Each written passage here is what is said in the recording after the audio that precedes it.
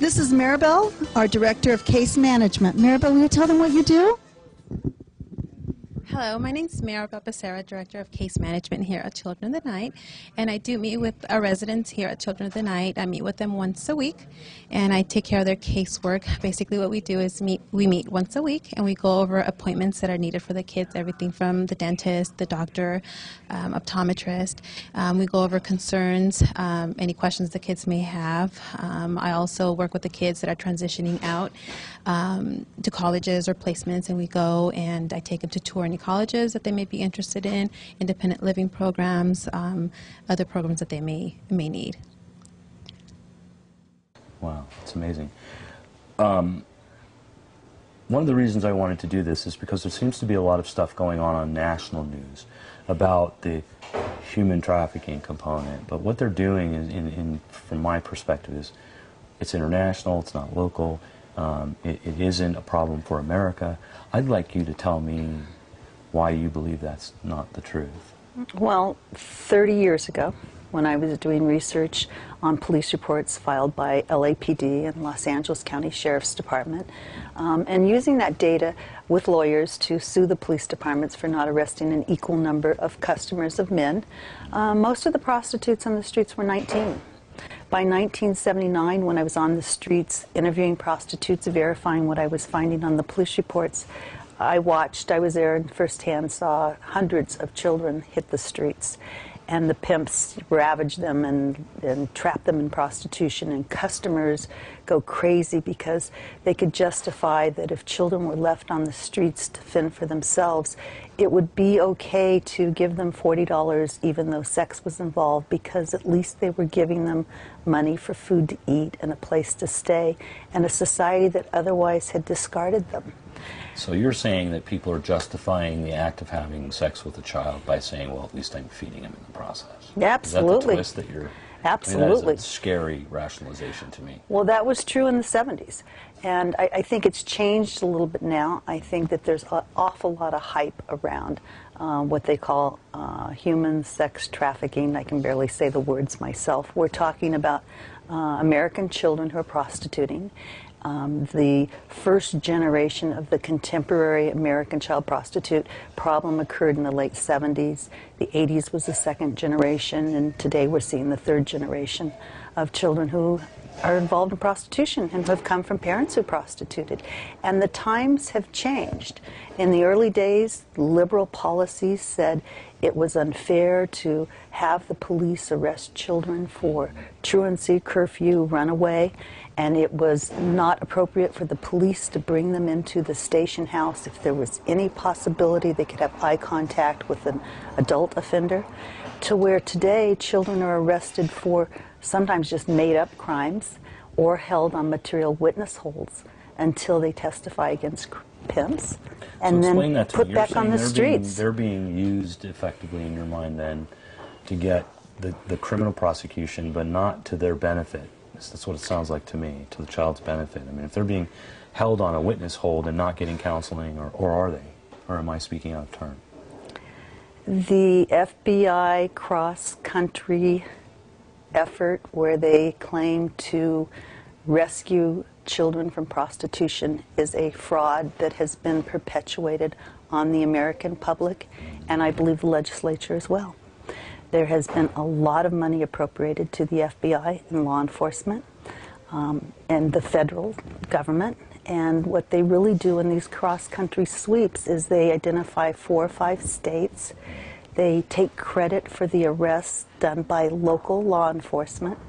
The children that they find are not being rescued for the most part. Many of them are held in jail until they testify against a pimp. And once that testimony is over, then they're released in the same dysfunctional family or the social service system that failed them in the first place.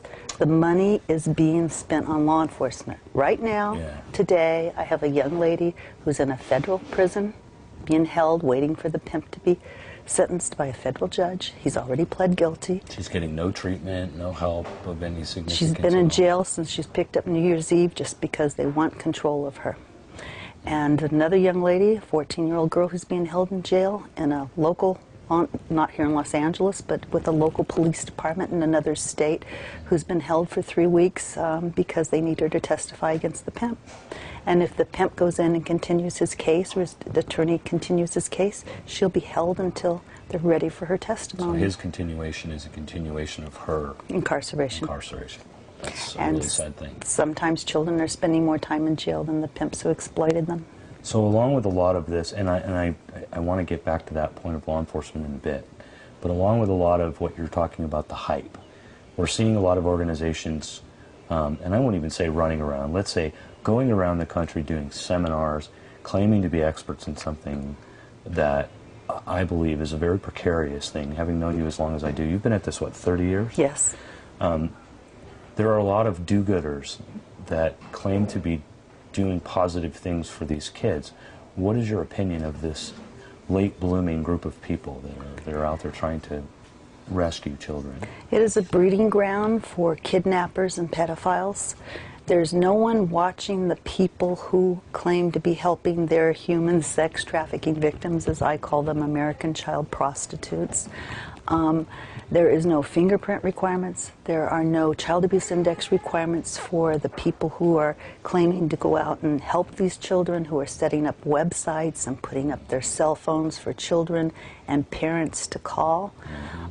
There's just no clearance whatsoever. The people who are doing the trainings don't have any direct service experience working with this population.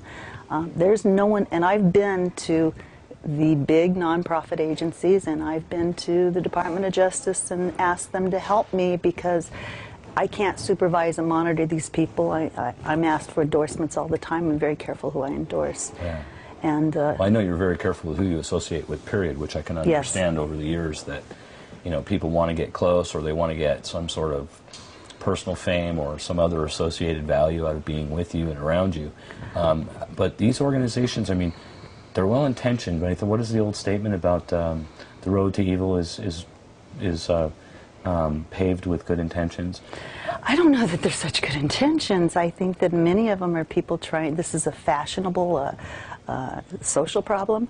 My friends who have worked in the federal government for victims assistance, and we worked on the satanic investigations back in the 80s, call it the child prostitution, the crime du jour, and they say it'll pass just as quickly as it came. So that's a scary statement. Let me stop you there. You're basically, and I'm very familiar with the McMartin case where, you know, some people believe they were guilty, but the bottom line is that family lost everything it owned. He spent 10 years in prison, was never convicted of anything, and it was all over the hysteria of, you know, child abuse, which we know is real in the country. But as you're saying now, is that this has become the popular thing to raise money around, it's the popular thing to get attention for. And is it harming your ability to function in the environment? Is it causing a distraction of funds that, you know, you've proven for 30 years that you can take care of children, you can get them off the street and get them treated, and I mean, is it causing you a problem? It's not causing me a distraction of funds. My donors have been, I have over 20,000 donors who have been with me for years who support my work. It confuses the plight of children. Many celebrities are being used and used in order to raise money for cops to put kids in jail. Yeah. And it's not going to the kids. It's not, you know, there's a new federal bill that's going to provide something like $21 million for 6 demonstration projects across the country to help these children. But the devil is in the details. Okay. If you look at the budget, the money's to go to patrol officers, detectives, prosecutors. It even says in there, we'll give the kids clothes so they'll stay with us. Well, that's naive. These children don't stay in programs. They run because they have attachment disorders. Right. They have been betrayed by the people that most of us have learned to trust as children. And so they have no positive relationship with a responsible adult. And if you can't develop that attachment, if you can't develop a meaningful relationship with these children, then all is lost. You can't do anything with them. So one of the things I've run into over the years in trying to talk to people about this subject is the whole moral judgment issue. It seems to me that